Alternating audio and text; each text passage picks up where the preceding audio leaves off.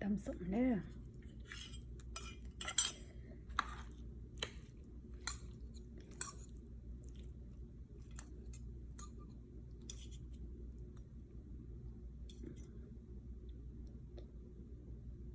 มาแต่งานหิวเขา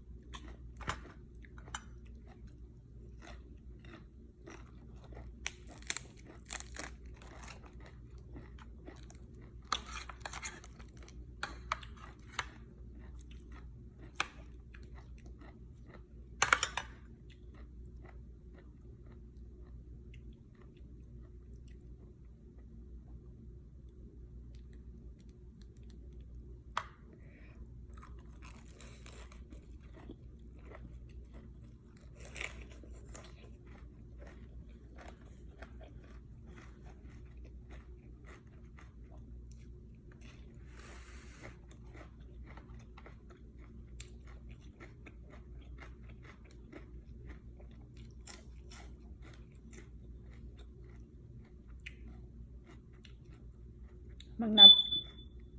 ปลาแดกมังนัดเคยกินหมดปลาแดกมังนัดแซ่บคือปลาแดกหอม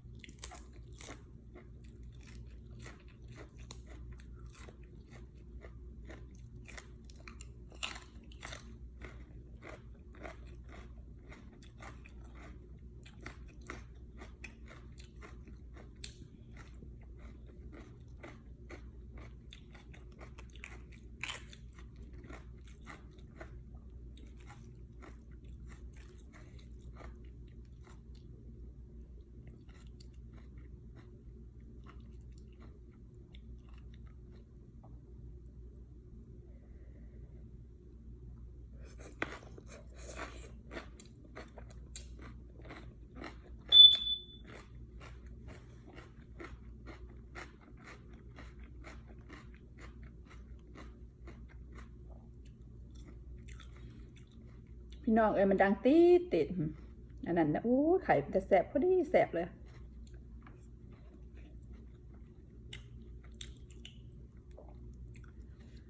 แนวอัน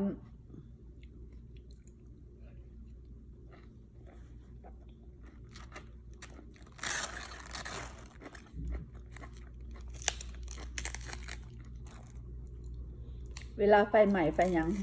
มันบอกเขานี่มันเมื่อทานมันเลยดัง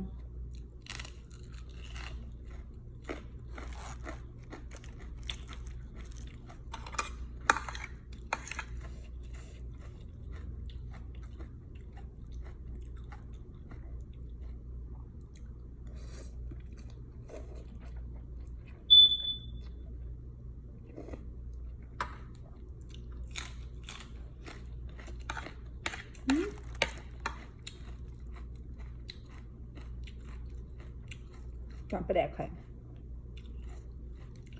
ปลาหน่อย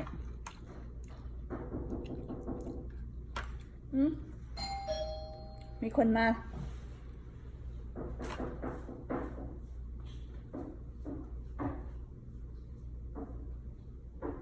เบาขี้ไป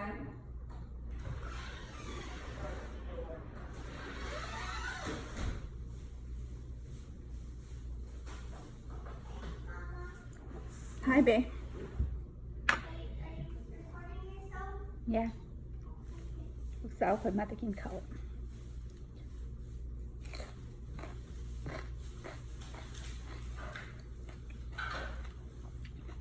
น้องเด้อโอเค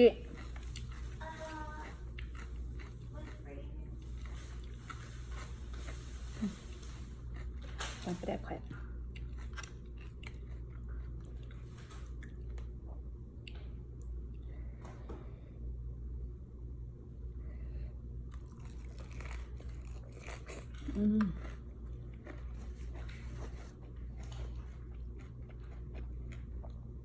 ครับ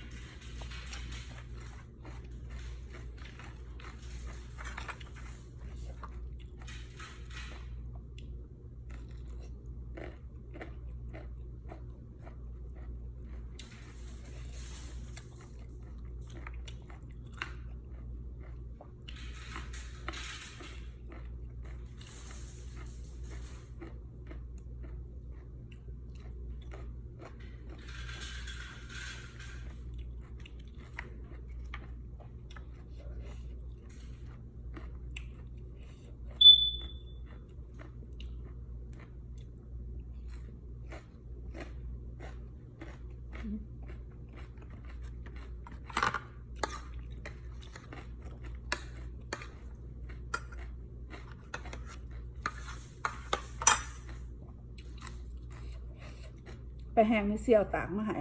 แต่นิวยอร์กก็คือแซ่บแซ่บ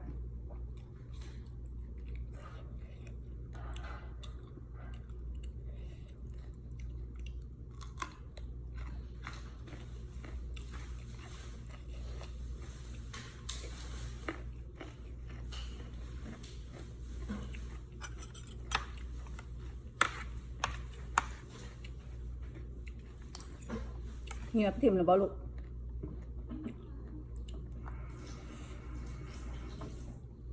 โอเคอย่าออกได้มาเนี่ยนะ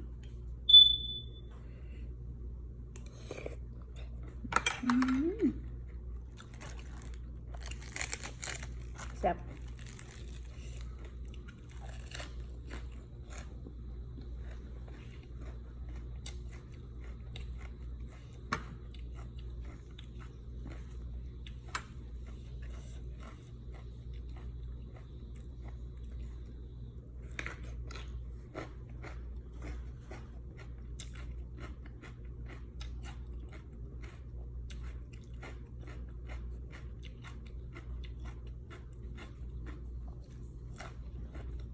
ลองเห็ดดูแบบปลาแดกเนี่ยปลาแดกของหนัดพานกาบก็เขาจะกินเนี่ยเห็ดเป็นตอนเป็นตอนเขาใส่กับกุ้งแห้งกุ้งน้อยกุ้งน้อยมันขาดหอมแซ่บคือปลาแดกมันเข้มเขากินปลาแดกไปได้ก็เป็นแบบน้ำตาลแต่มันเป็นมังหนัดลองเห็ดเบิ่งเด้อ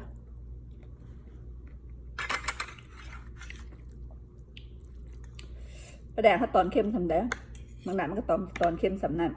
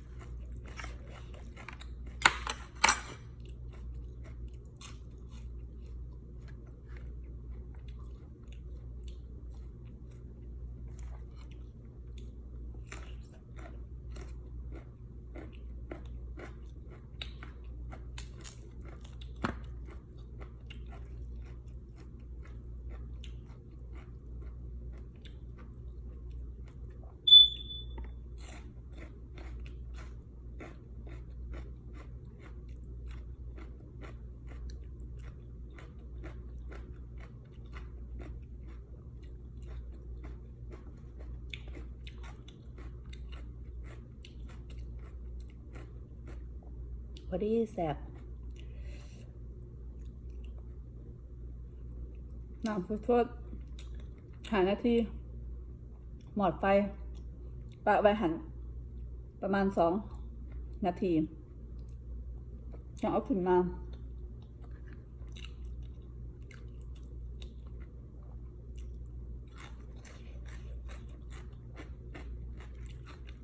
พอดีเลยต้มน้ำเดือดๆ5 นาที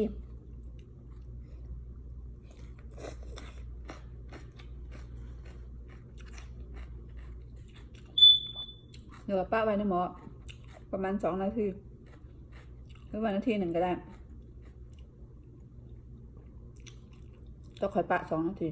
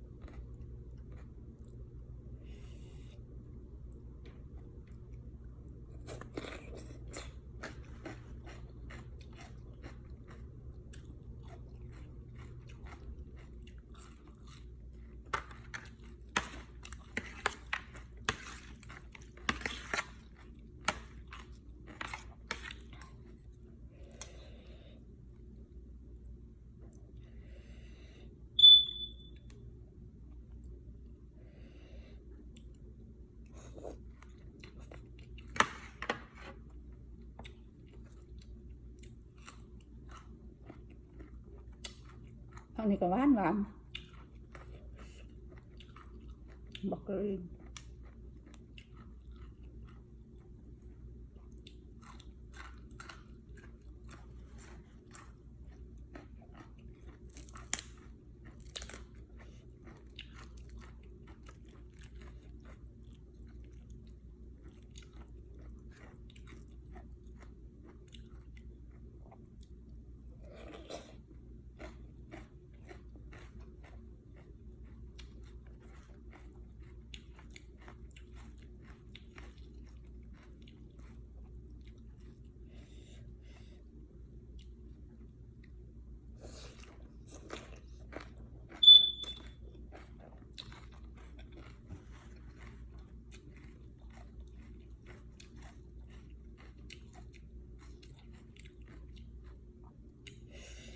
อ้ยตอนมังนัดเนี่ยแซ่บขนาด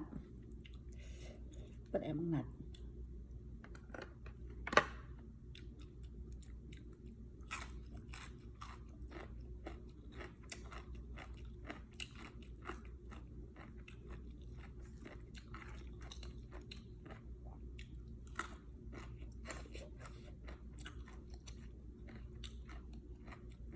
เป็นประโยชน์จะกินพร้อมเห็นให้ปลาแดกหอมพร้อมให้ปลาแดกนี่สีงามอีก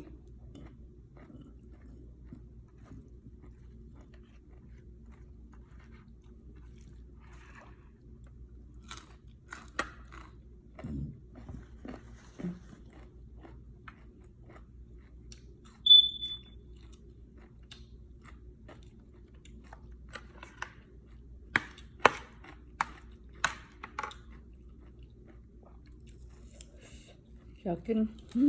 จะไปซื้อถ่านมาใส่อันเพิ่นห้อยแกกๆอยู่นะเพิ่นมืดทานแล้วเพิ่นสิตายแล้วเพิ่นบอก โลแบตเตอรี่เพิ่นมาถ่านมืดแล้วเพิ่นบอกข่อย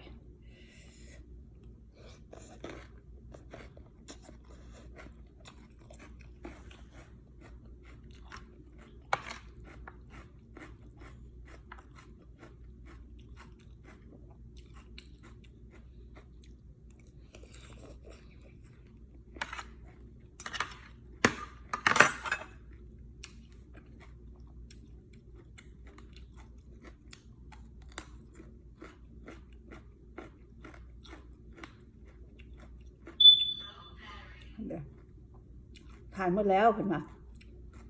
ทานใกล้หมดแล้วมาทานอ่อนแล้วเพิ่น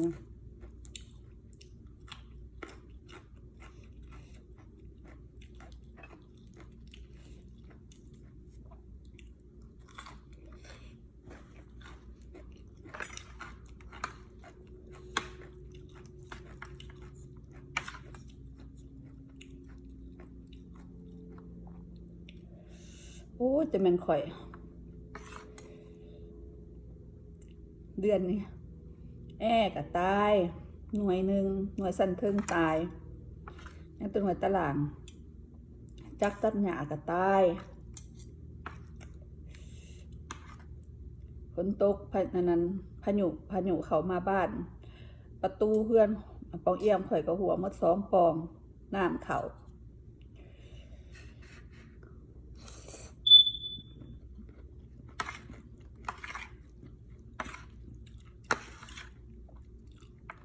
ซื้อประกันเขาบอกว่าให้ประกวดเบิ่งว่าคำมันกาย6,500ก็จะสิจ่ายให้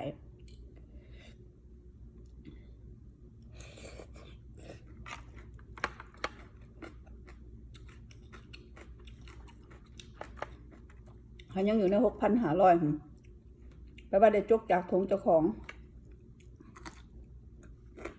แต่ถ้าเพลยังเทกับยาต่ำอยู่ใน6,500จกทงเจ้าของ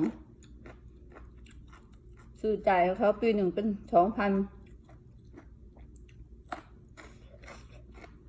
ซื้อก็บ่ได้มันเพื่อนเขาเพนั่นนี่มาจากร่มพยุเขาก็บ่อยากจ่ายให้คันมันบ่กายคันกาย6,100เฮาจกถง6,600เฮาได้จกถง6,600โนเฮาจกถง6,500เขาจกออกจ่ายเฮา100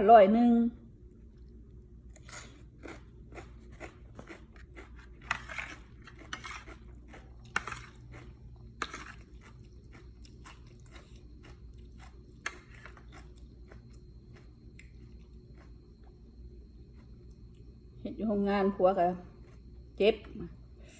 จักกะบาดตัดมือผัว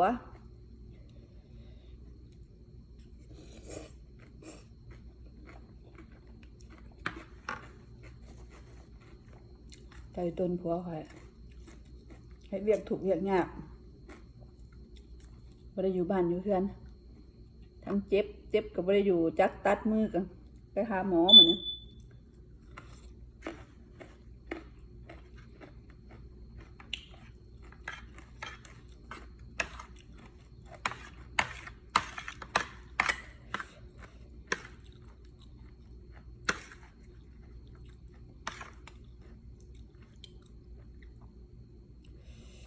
แต่อีตน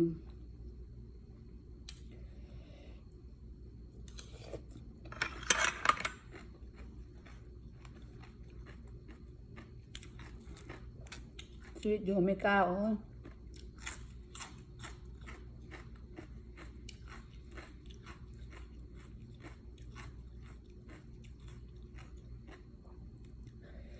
บ่เฮ็ดก็บ่ได้กินให้หน้าตะกะเฮาบ่มี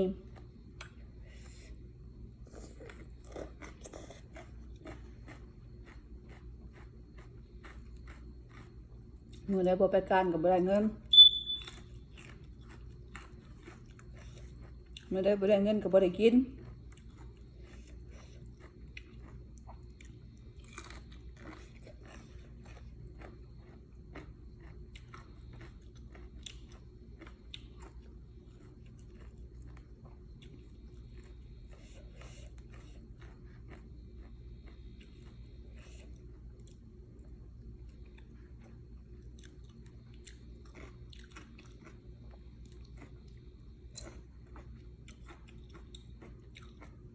จากประเทศยังได้ไปการไหนบ่มื้ออื่นนะ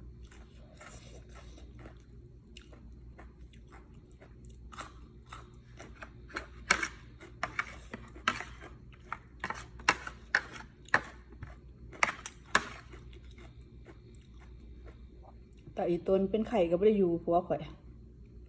เจ็บนี่ก็คือบ่ได้อยู่อีกแล้วนี่มือก็จับบ่ได้อาบน้ำก็อาบมือเดียว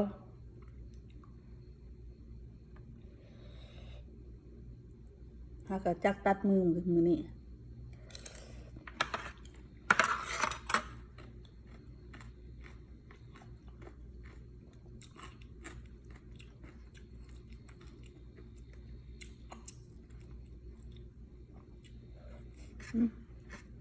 เอาบ่สิเศร้าก็เศร้าบ่ได้มันแซ่บเมื่อ12 โมงแล้วโทรมาหายามกินข้าว11 โมงถึงยามกินข้าวโทรมาหาโลกคือมื้อข่อยโทรไปหาแล้วโทรหาข่อยมื้อนี้บ่เห็นโทรมาก็แปลกเลยโทรไปก็บ่รับ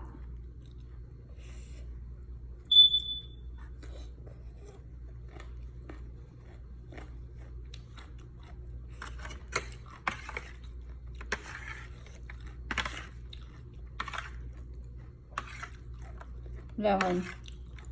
โทรหวังคำมันก็บ่อยากรับเจ็บมือ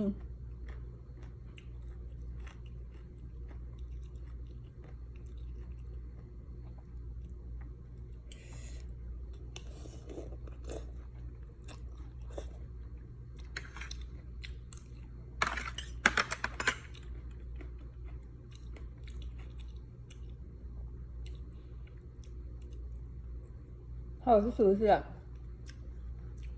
ข่อยบ่ได้ใส่เงินผัวข่อยแล้วข่อยตนเรา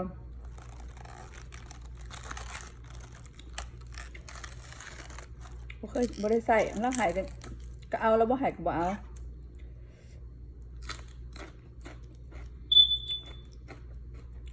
เบี้ยวแล้วก็หลายจ่ายนั่นจ่ายนี่บางเทื่อเกือบสิบ่พอไผก็ฮู้เนาะอยู่อเมริกานี่คันว่าพวกอยู่อเมริกามีฮู้หมดทุกคนว่าใส่ชีวิตแบบใด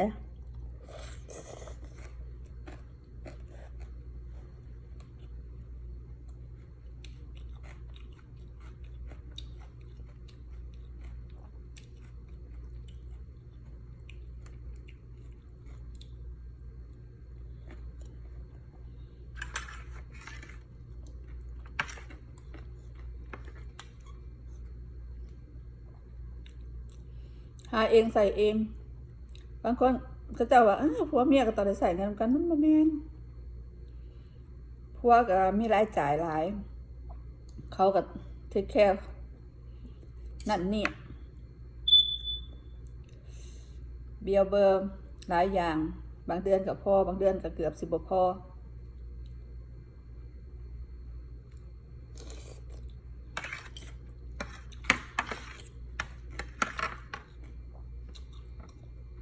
ได้หลายก็ตัดหลาย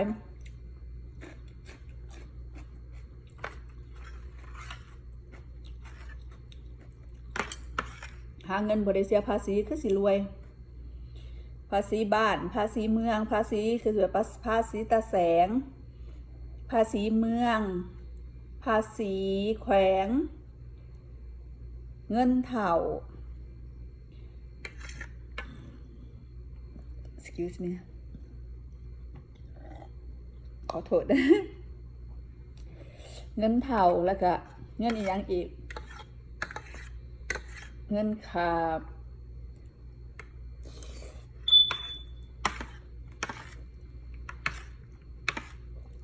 ยักไปหลายมื้อเนาะตัดไปเกือบมื้อ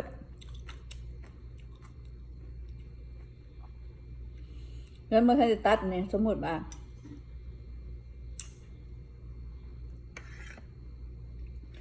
พันปลายเหลือบ่400-500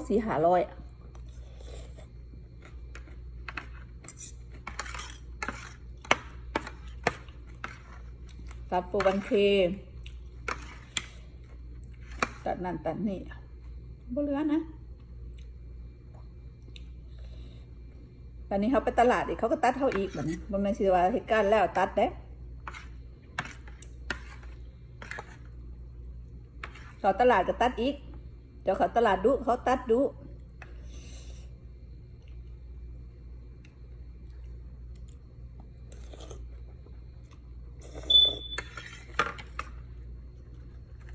เขาตลาดก็เลยเสียภาษี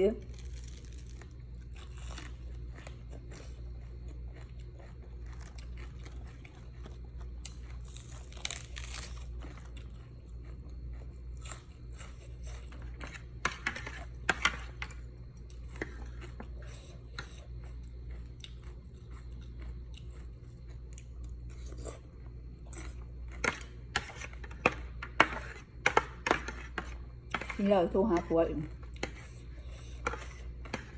อันนี้ลูกอีกได้ไหมเสียผ่านาแพงค่ารถค่าน้ำมันรถค่าโรงเรียน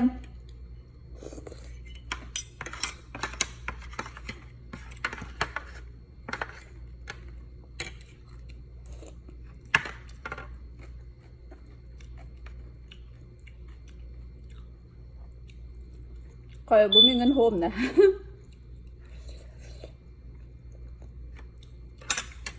ไม่ได้เงินจ่ายนี้เมื่อถิดเมื่อเงินใส่ชีวิตสบาย